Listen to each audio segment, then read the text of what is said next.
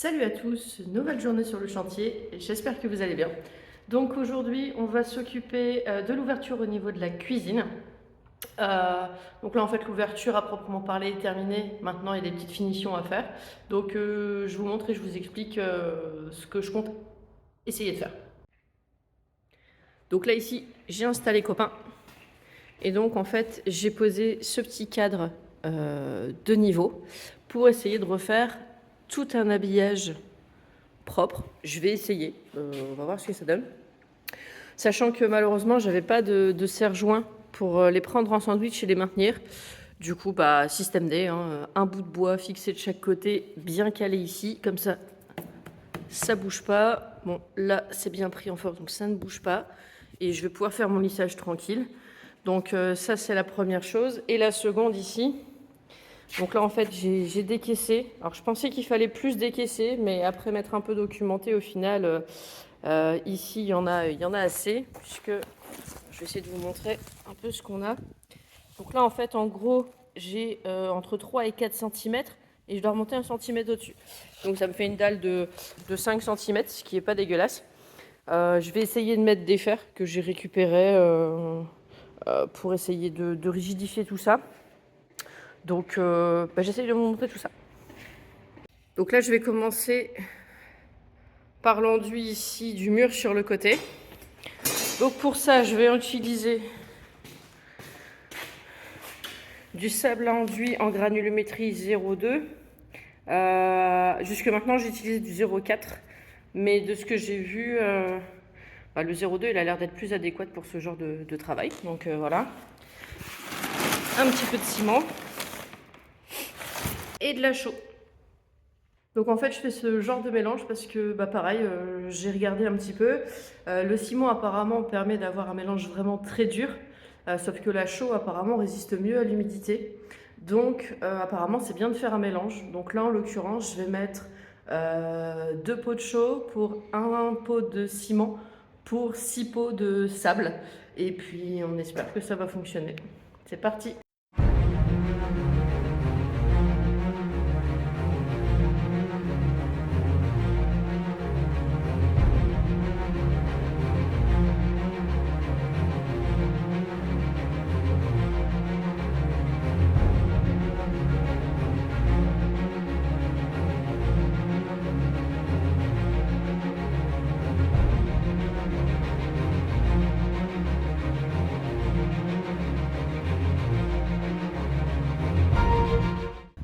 Donc là ici j'ai projeté et donc là j'ai attendu un petit peu que ça prenne. Alors là c'est les tout derniers que j'ai projetés, donc je vais attendre un petit peu. Ça c'est les tout premiers.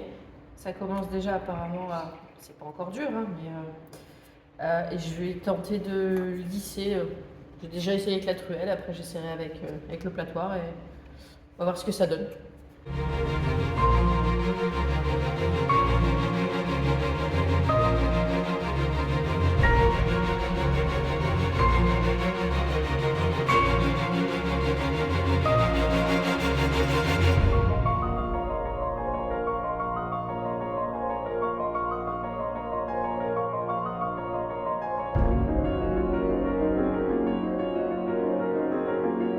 Bon, donc ici, j'ai une partie qui est plus profonde que l'autre, puisqu'au final, j'ai largement assez de profondeur ici, donc pas besoin de décaisser plus. Par contre, à la base, je pensais mettre de la ferraille, mais je me dis qu'au final, je peux peut-être faire juste un petit primaire d'accroche sur la base. Et en fait, de ce que j'ai vu, apparemment, on peut faire ça avec du ciment pur, avec de l'eau, venir tout doucement déposer ça, laisser sécher, et apparemment, ça fait une bonne accroche. Donc je vais tenter ça.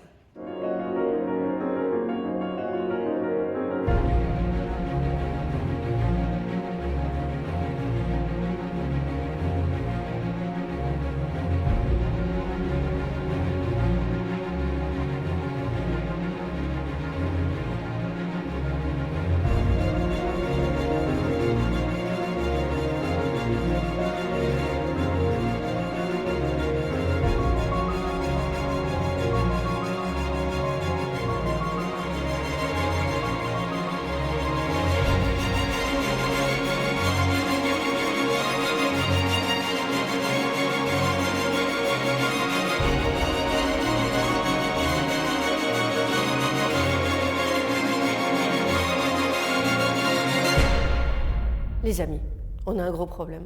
On habite dans le nord, il pleut tout le temps, presque tout le temps, mais en ce moment c'est l'enfer. Et du coup, venez voir.